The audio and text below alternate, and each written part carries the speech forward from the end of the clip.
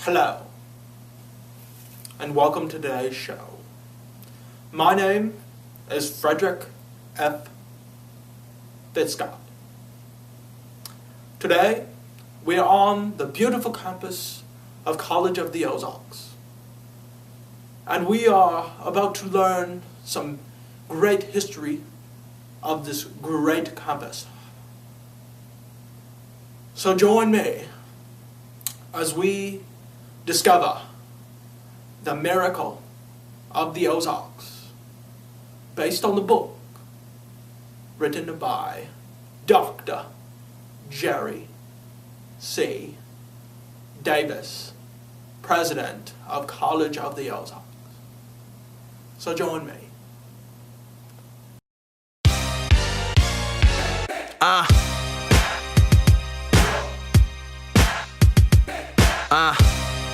They thought I was a singer.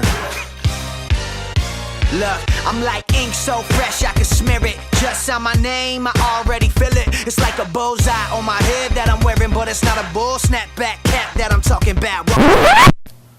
Whoa. What do you think you're doing? We will have no such music. Start it again.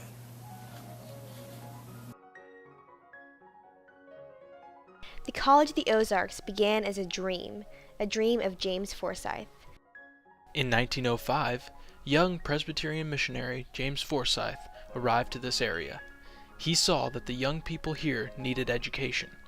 Forsyth asked the Missouri Synod of the Presbyterian Church for their permission to provide a school that would give a quality Christian education to young people who would, in exchange, work to help the school operate. The Miracle in the Ozarks is more of telling stories through the eyes of the alumni, so to speak, who lived most of that history. And so I did a lot of research in the archives and had a lot of interesting interviews with people over a long period of time. Forsyth's dream came true in 1906 when the School of the Ozarks was established and granted a charter by the state of Missouri for the purpose of providing a Christian education for youth of both sexes, especially those found worthy, but who are without sufficient means to procure such training. By the end of the first term, the enrollment at the school was 180 with 36 boarders. What inspired you to write Miracle of the Ozarks? Well, I went to a work school in Georgia, and a book was written about it called Miracle in the Mountains. And then when I was president of a work school in Kentucky, I wrote a book called Miracle on Caney Creek. So I'm big into miracles. So when I came here, I thought, it's quite miraculous if you look at the history of the school and what it is today and its humble roots. There's something to be learned from that. So I kind of came up with the title, Miracle in the Ozarks. It seemed to fit. Originally, the purpose of the school was to provide an opportunity for high school education for young people of the Ozarks. This continued until 1956. In 1956, the School of the Ozarks added 2 years of junior college to the 4-year high school program. Then in 1964, the Board of Trustees and the faculty voted to expand the 2-year program into a 4-year liberal arts program. The transition from high school to junior college to 4-year liberal arts college brought about many changes. The years after 1967, when the last secondary school class and the first college class graduated, were a time of great growth. Approximately 10 new majors were developed, and the faculty doubled.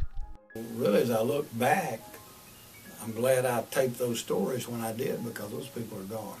And of course, that history tends to fade away.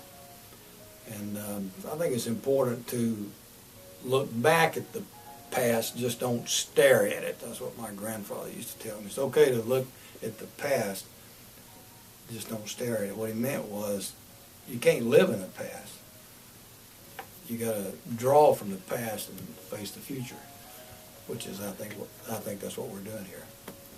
I think it gave me a chance to identify with the history and the operating philosophy of this school in a way that I might not have had otherwise. When you study the history, or you try to bring it alive by way of talking to people who lived it, then it's almost like you're connecting yourself to the past. In 1990, the Board of Trustees approved changing the name of the School of the Ozarks to College of the Ozarks. Since 1989, the college has received many accommodations, some of them coming from the U.S. News and World Report, Barron's Guide and Money Magazine, the Princeton Review, and Forbes, along with many other national publications. Well, if you come here to a college that's gained national attention because you don't have to go into debt, you don't have to pay the tuition, you can work it off, I think that we try to explain to students in character camp and so forth about the nature of the school and how special it is, but it's easy to take things for granted. I mean, we're living in a culture that's an entitlement culture, and we all come out of that into this school that has certain expectations. So I think that if students read this book, they will understand how successful some alumni have become who walk the same halls that we're in. And it makes them appreciate, if that's the word, I think, the school in a different way. The distinctive traditions of the work education program and the college's commitment to encouraging academic, Christian, cultural, vocational, and patriotic growth in its students has attracted and continues to attract famous guests such as U.S. presidents and first ladies, U.S. commanding generals, prime ministers, and other dignitaries who recognize the college's uniqueness. It had an effect on me that it reminded me of how worthwhile the school is, because the day-to-day operation of something as complex as the College of the Ozarks, you have to kind of remind yourself occasionally, why am I doing it? Why are we doing this? You know, what's the goal? Well, the goal is to educate students in the way that I was educated myself. And I think I reminded myself of how important that is by writing the book. Today, the college offers degrees in more than 40 academic areas, and student enrollment is approximately 1,400.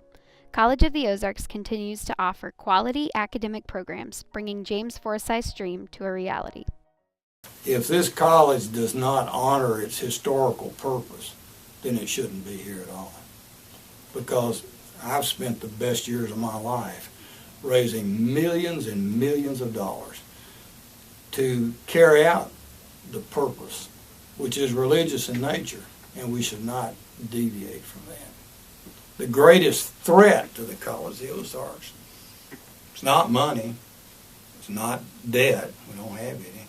The greatest threat to the College of the Ozarks is that some people, well-intentioned, will become misdirected and turn it into just another liberal arts college, and we don't need that.